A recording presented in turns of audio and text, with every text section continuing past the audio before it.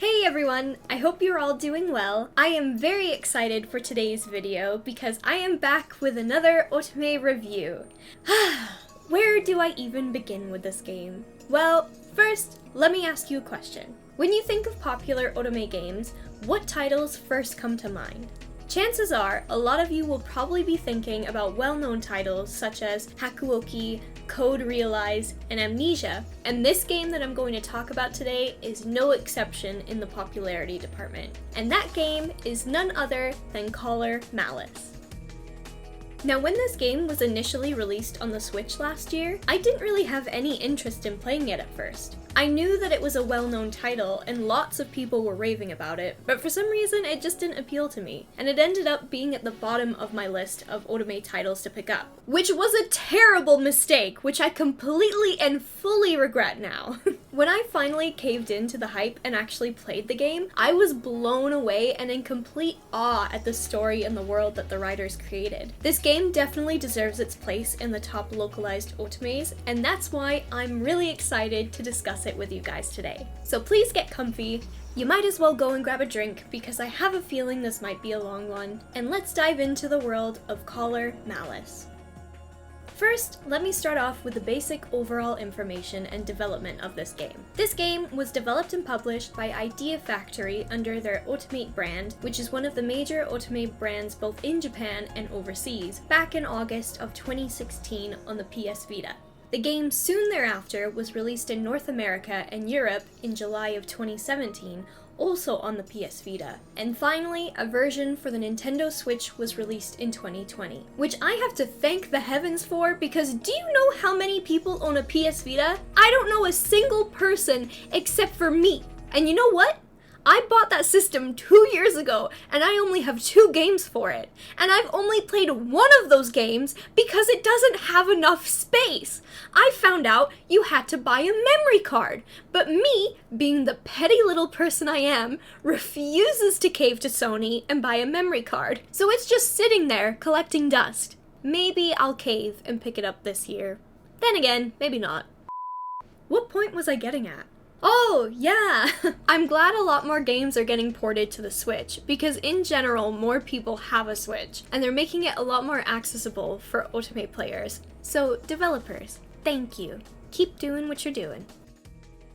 Malice follows police officer Ichika Hoshino, who works in a special department within Shinjuku, called the Special Regions Crime Prevention Office, or SRCPO for short. Shinjuku is currently thrown into chaos by a terrorist group known as Adonis. Due to the consistent monthly terrorist attacks counting down to X Day, the so-called Day of Rebirth for Japan, Shinjuku is placed in lockdown with its citizens. To make matters even worse, after one certain attack, a law is passed which allows every citizen to carry a gun and use it in self-defense if required. If you had told me this plot back in 2016 when the game first came out, I would have been like, what? That's mad! I could never see that happening. But after the year we just had,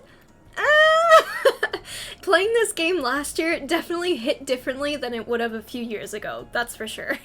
One night on her shift, Ichika is knocked unconscious, and when she awakens, she finds out that Adonis has placed a poisoned collar on her. During this time, she also encounters 3 ex-officers who are given a letter informing them of Hoshino's situation and her location. Together, they must unravel the meaning behind X Day, Adonis's motives, and who is the real mastermind behind all these violent attacks. Now, let's introduce your potential love interests. I'm going to discuss each character in the order of the routes that I played them in, starting off with Kei Okazaki. Okazaki is a member of the Special Police, which are normally assigned with protecting VIP members of society. In the beginning, for some reason unknown to us, he is assigned to look after Yanagi's team. He is a very quirky man, taking naps in the middle of the streets and eating the weirdest snacks he can find. Next up is Mineo Enomoto. Enomoto used to be a member of Shinjuku Station's Field Ops Team 2, who recently quit a few months prior. This eye-patch-wearing, awkward goofball loves to joke around and has a fascination with the Sengoku era. Me too, man. Me too. The next man in this list is Takeru Sasazuka. This man can only be described as a little both literally and figuratively. He used to be part of the cybercrimes division within the police. He absolutely loves donuts, is a genius hacker. Look at his bedroom. He's got 4 PC screens. That's like some next level stuff, man. And I swear he can't go 20 minutes without making a snarky or sarcastic remark. Next up is Kageyuki Shiraishi. Kageyuki used to work in the crime lab as a profiler. Since the X-Day incidents, he has become director of the field ops department set up to solve the incidents, and he also works alongside Yanagi's team. This man is very calculated, always analyzing situations and people, and although he always has a smile on his face, his actions and words never allude to what he's actually thinking. And finally, we have Eiji Yanagi. He used to be part of Investigations Section 1 within the police. He is very thoughtful, always looking out for his fellow team members, and promising to help Ichika remove her collar. He holds very strong values and beliefs, and never fails to uphold them. Depending on which X-Day incident you decide to investigate, it will determine whose route you'll get. What I loved about this game is that even though every route has the same overall theme, trying to remove Ichika's collar, each character's story was distinctly different. From the characters you interact with, to the incidents you investigate, even discovering each person's motives for wanting to solve the X-Day incidents, they're all vastly diverse, and I appreciated that. It made sure that the story was never repetitive, and playing through always kept me on my toes, making me wonder what the next character's story would hold. Now, if you guys watched my previous video for Pio4A, you would know that I believe voice acting plays an integral role in visual novels. A voice can really convey a lot of emotion that you may not necessarily pick up on if you're just reading text. And the voice actors in this game are top-notch. Okazaki is played by Yuki Kaji, Saito Soma plays Enomoto, Daisuke Namikawa is Sasazuka, Ryohei Kimura is Shiraishi, and Yanagi is played by Masakazu Morita. And even the side characters are played by a lot of well-known voice actors.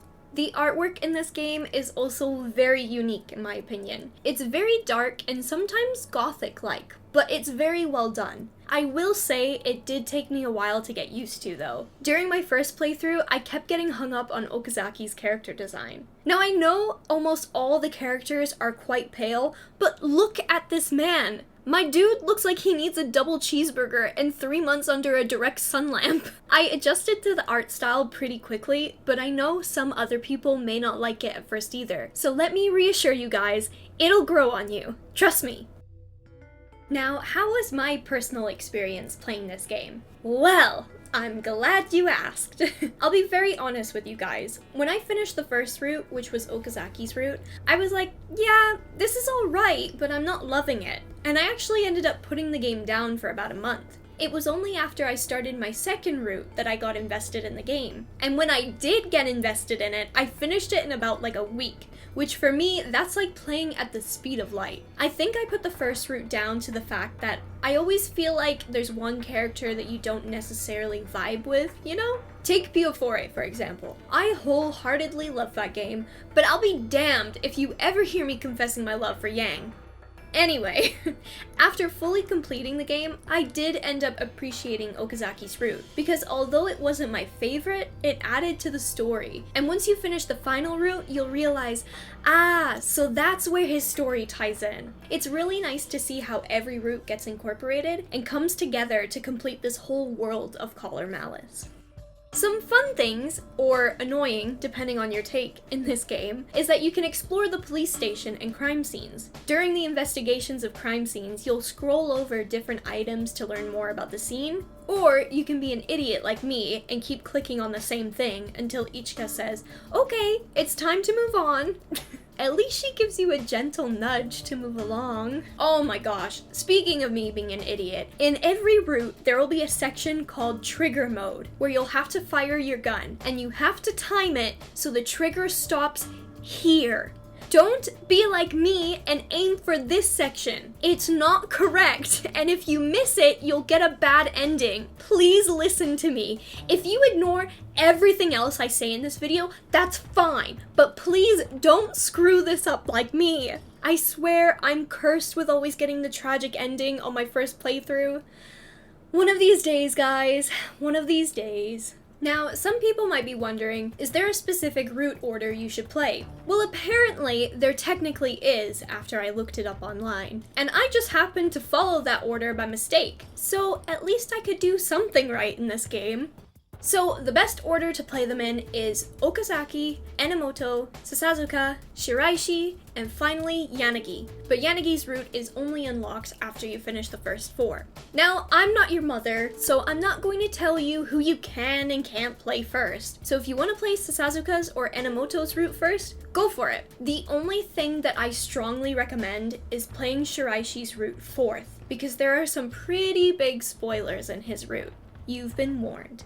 Now, who were my favorite routes? I, hands down, have to say that it was Enomoto and Yanagi. Enomoto is literally my ideal boyfriend. He quickly shot to the top of my favorite Otome boyfriends, and for all the right reasons. I thoroughly enjoyed his route because it seems like one of the most genuine love stories I've read. It's very realistic from the get-go, from both of you starting as strangers, to acquaintances, to investigative partners, to friends, and finally as lovers. His story was the most realistic, and I loved watching their romance bloom. His personality is also very endearing, being very goofy and funny, but also serious when the time calls for it. You really get to see many different sides and emotions from him, and I fell in love with every single one of them. Yanagi's route was just a wonderful conclusion to the entire game. It ties all the other routes together, delves deeper into Adonis, and answers a lot of unsolved questions in the previous stories. Not to mention, he's a very smart, dependable man that has strong values he upholds no matter what. I was swooning over this man throughout the entire route, and I have no shame in saying that.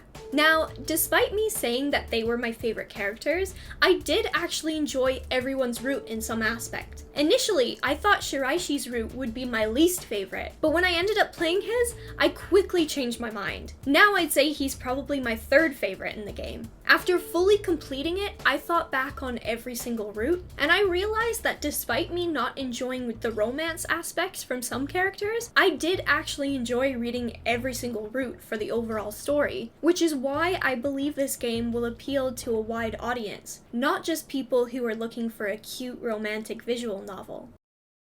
Okay, so now onto my final thoughts. Would I recommend this game to everyone? Despite the tone of this game being darker than most Otomes, I still say yes. I truly believe this game should be a staple in everyone's collection. Despite this game involving violence, it touches on a lot of other thought-provoking topics. Is your form of justice the correct one? Is there more than one correct form? Is one's life more valuable than another? And who gets to make that decision? This game brings up a lot of morality questions that actually had me lying in bed questioning my own opinions. And little old me thought I was there to have a good time, not have an existential crisis. So yes, I would still recommend this game to everyone. Just keep in mind this game's mature rating, as perfectly explained by one of the game's own characters. What would I rate this game? I would give it a solid 9 out of 10. I thoroughly enjoyed playing it, and despite me not falling in love with every route, at the endgame I could still appreciate the title as a whole, and I loved unraveling the enigma that is Adonis. And as a testament to how much I loved this game, I immediately went and purchased Malice Unlimited. I even splurged and got the limited edition version, and it comes with this cute little pin. Now I'm an honorary member of Adonis. Not that that's necessarily a good thing. After completing the entirety of this game, I can confidently say that I fully understand why this game is so well known in the Otome industry. Malice was actually so popular that it spawned multiple drama CDs, and they even announced an anime adaptation. Whether that'll be good or not is a whole other story, but let's keep our fingers crossed that it will be. So even if you're like me and are initially skeptical to give this game a chance, please take that leap and give this game a go. You won't regret it. Thank you guys so much if you made it to the end of this video. I hope this convinced you to play the game if you haven't yet. If you have played this game already, who was your favorite character? Please leave it in the comments below because I'd love to hear your guys' opinions. I really do enjoy making these Otome review videos, and I'm glad that a lot of you really seem to like my last video for PO4A. If you enjoyed this video, I would appreciate it if you gave it a like, and please subscribe if you would like to see more from me. Thank you guys so much for watching. I hope you're all having a wonderful week, you're staying safe, and I will talk to you soon. Bye!